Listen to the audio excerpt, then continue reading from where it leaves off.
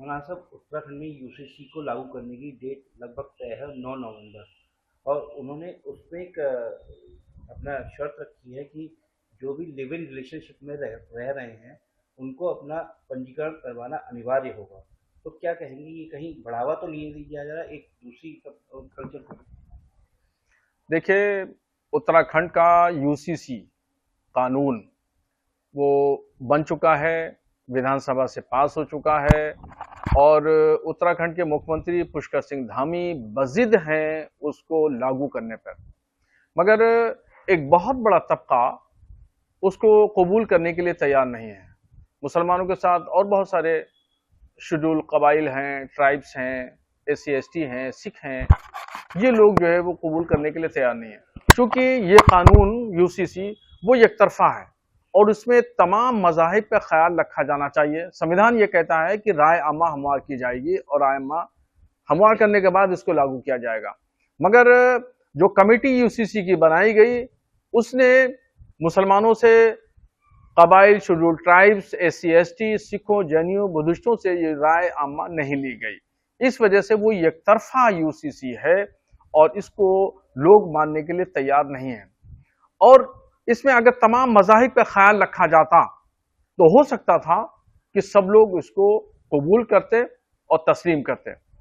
अब इसमें जो हमजिन्स परस्ती की बात कही है, यानी लिव इन रिलेशनशिप जिसको कहते हैं, उसमें रजिस्ट्रेशन की बात कही है, तो ये दरअसल ये हिंदुस्तान का कल्चर नहीं है, न हिंदुस्तान की तहजीब है, न हिंदुस्तान का कल्चर है।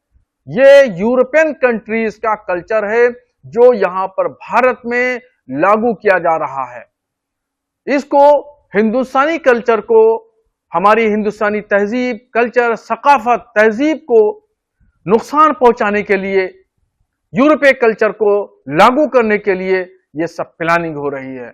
इसका भी विरोध मुसलमानों के साथ साथ में हिंदुओं के भी मजहबी रहनुमाओं को करना चाहिए। यह हमजिन्स परस्ती कोई भी मजहब इसको तस्लीम नहीं करता और जायज करार नहीं देता, इसलिए इसका विरोध हर स्तर पर किया जाएगा और सभी तबके के लोग करेंगे। कहीं ना कहीं देश में इस सब चीज़ों से उत्तराखंड से बढ़ावा मिलेगा, लागू करते हैं ये और वहाँ पे पंजीकरण होते हैं, तो देश में भी फिर दूसरी जगह पर बढ़ावा मिलेगा। हाँ, अगर एक स्टेट में इस तरीके से बढ़ावा मिलेगा और रजिस्ट्रेशन की प्रक्रिया अपनाई जाएगी तो फिर देखा दूनी, चूंकि बुराई ज्यादा बढ़ती है बमुकाबिल अच्छाई के। अच्छाई की रफ्तार बहुत हल्की होती है, बुराई की रफ्तार बहुत ज्यादा होती है। तो ये बुराई उत्तराखंड से जो शुरू होगी, पूरे हिंदुस्तान में इस बुराई को लागू करने की प्रक्रियाएं शुरू हो जाएंगी। जो हिंदुस्तानी कल्चर और तहजीब को नुकसान पहुंचाना चाहते हैं, जो भारत की सकाफत को नुकसान पहुंचाना चाहते हैं, उन लोगों को उत्तराखंड से हवा मिलेगी, ताकत मिलेगी और ये फिर पूरे भारत में ये बीमारी फैलेगी।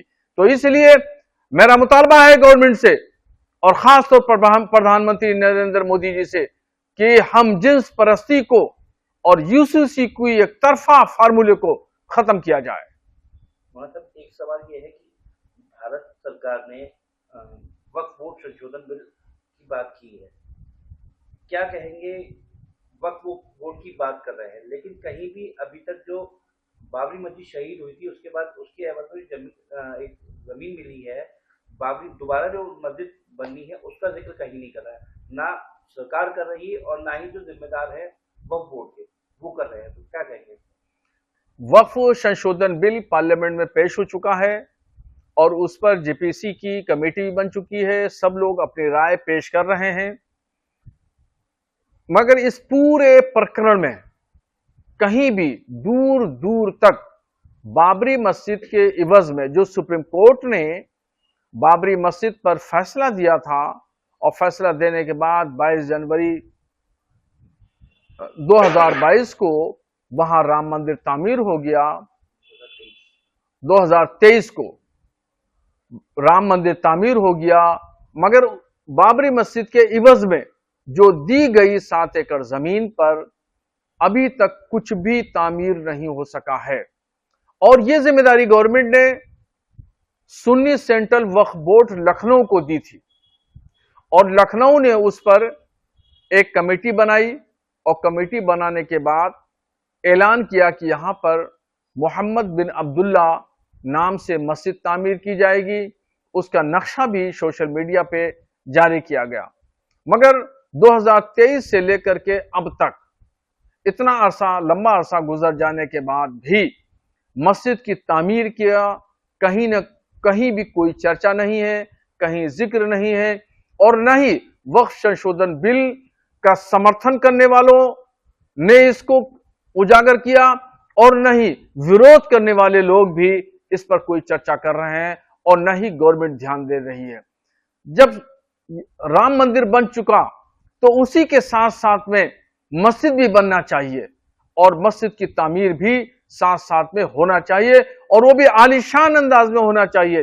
7 एकड़ जमीन अगर कम पड़ती है तो उसको और जगहों को एक्वायर करके या खरीद करके वहां आलीशान मस्जिद बनाई जा सकती है, मगर उस पर किसी ने कोई ध्यान नहीं दिया। यह निहायत ही अफसोसनाक अमल है और इसमें मुजरिम है सुन्नी सेंट्रल वक्फ बोर्ड के लोग, और इसमें मुजरिम है हुकूमत भी कि हुकूमत ने भी फैसला सुप्रीम कोर्ट का होने के बाद मस्जिद की तरफ ध्यान नहीं दिया और एकदम बिल्कुल बाबरी मस्जिद की तामीर नो लोग भूल गए। सुन्नी वक्फ बोर्ड भी भूल गया, बनाई गई कमेटी भी भूल गई और हुकूमत भी भूल गई और मुस्लिम कायदीन भी भूल गए। तो इसलिए सब लोग मुजरिम हैं, खुदा के यहां सबको जवाब देना होगा। क्या कहेंगे कि इसमें सुन्नी जो वक्फ बोर्ड है उसकी सबसे ज्यादा अहम भूमिका है, कहीं भी जिक्र ना करना और कहीं भी इस बात को ना उठाना कि इसको भी अब बनवाना चाहिए। सुन्नी सेंट्रल वक्फ बोर्ड हुकूमत का आलाकार है और हुकूमत के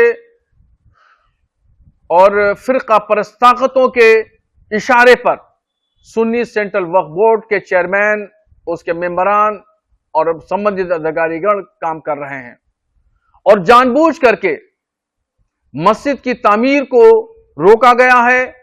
मस्जिद की चर्चा, मस्जिद का खाका, मस्जिद पर अमल दरामद, संगे बुनियाद, इन तमाम सरगर्मियों को जानबूझ के रोका जा रहा है।